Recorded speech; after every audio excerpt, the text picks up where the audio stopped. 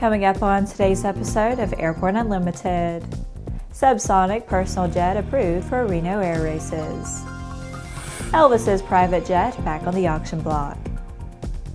And Chambliss trains for RedBull air racing using hot air balloons.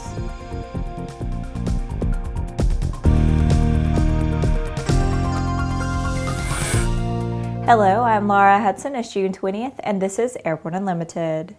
Sonex Aircraft will collaborate with High Performance Aircraft Group to showcase the SubSonex Personal Jet.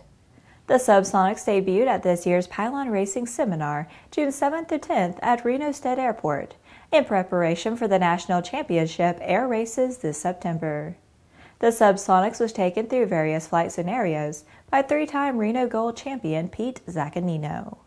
The plane has been approved for racing, and now we have to get to work in preparation for training enough pilots to create a new race, Zaccagnino said. I believe we got 8 flights in and everyone loved it. It was a blast on the course. During the 4-day event, the SubSonex participated in formation flights with as many different aircraft as time allowed. This included fingertip, echelon cross-unders, pitch-out rejoins, and recoveries. Due to runway construction at Stead Airport, only Saturday and Sunday were available for track time during this year's PRS. Very high winds prevented all flights on Saturday, so all time on track had to be accomplished on Sunday. Flights during PRS were conducted on the Jet Unlimited course. However, Sonex Aircraft and High Performance Aircraft Group are hoping to gain approval for the shorter courses, designed for aircraft closer to the SubSonex speed envelope.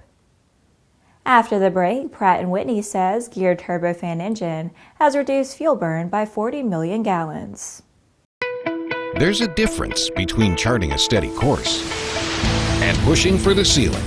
And for nearly a century, Hartzell Propeller has been defining that difference. It's in our passion for engineering and research and our dedication to testing the limits of performance. We are built on honor. We are Hartzell Propeller. Sandia introduces the new SAI 340 Quattro TSO'd airspeed, attitude, altitude, and slip. With integral backup battery, safety never looked so good. See it now at www.sandia.aero. Based on the popular Sling 2 LSA, the Sling 4 was designed to be the most practical and desirable lightweight 4-place experimental aircraft on the market. Find out more about this 115 horsepower turbocharged airplane at airplanefactory.com. Welcome back. If you have a story suggestion for Airborne Unlimited, Aero-TV, Airborne Unmanned, the AMA Drone Report, our website or podcast, just email to news-by@aero-news.net.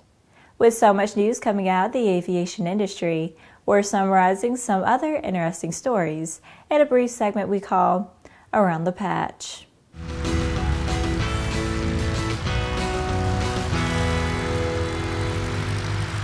Pratt & Whitney estimates that its customers have saved more than 40 million gallons of fuel, worth more than $75 million, while reducing nitrogen oxide emissions since the geared turbofan engine entered service in early 2016. The GTF engine powers some 165 aircraft across 3 aircraft platforms and 23 airline operators worldwide. Total flight hours are more than 830,000 for the combined GTF-powered fleet of A320neo, C-Series, and E190-E2 aircraft. Tamarack Aerospace Group has appointed Brian Cox as president.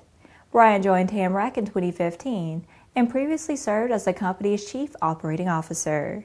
He holds degrees from the University of Idaho in Accounting and Information Systems, as well as an MBA from the University of Washington. Prior to joining Tamarack, Brian served in leadership roles in the forestry services sector. Sierra Nevada Corporation has teamed with Black Hawk Modification subsidiary Vector Hawk Aerospace to offer the Black Hawk XP67A Engine Plus Upgrade STC kit for the Beechcraft King Air 350ER. The FAA recently approved Black Hawk's modification XP67A engine upgrade for the aircraft at takeoff weights up to 70,500 pounds maximum allowable takeoff weight, significantly increasing the weight capability for special mission applications. NATA convened its 4th annual Meeting and Aviation Business Conference at the Grand Hyatt Washington last week.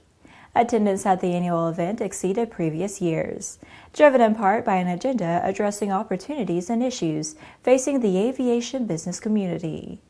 The NATA Awards luncheon recognized, among others, former Government Accountability Office Director of Civil Aviation Issues, Dr. Gerald Dillingham, and presented its highest awards to long-term aviation business leaders Randall D. Berg, AAE, and Larry R. Flynn. Well, that's it for today's trip around the patch. Now let's move on to the rest of the news. A 1962 Lockheed Jetstar, once owned by the king of rock and roll, is back on the auction block about a year after being sold for $430,000.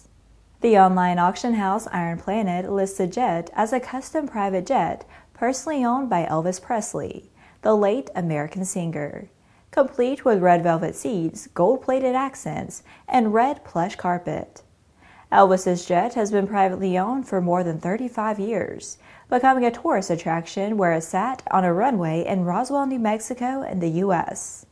The jet is the only one of 3 planes belonging to Elvis Presley, which is still privately owned, while the other 2 are owned by the Graceland estate in Memphis, Tennessee. All FAA documents and invoices showing previous ownership by Elvis Presley are included. Year of manufacture is 1962. Missing items include engines and cockpit components. No minimum bid for the Jetstar is listed by IronPlanet.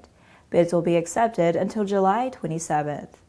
IronPlanet says the current owner has not made any changes to this piece of history. The plane is being offered as is, where is, with no guarantees of any kind. IronPlanet says the buyer may not dispute the condition of the item. After these messages, Chambliss trains for RedBull Air Racing using hot air balloons.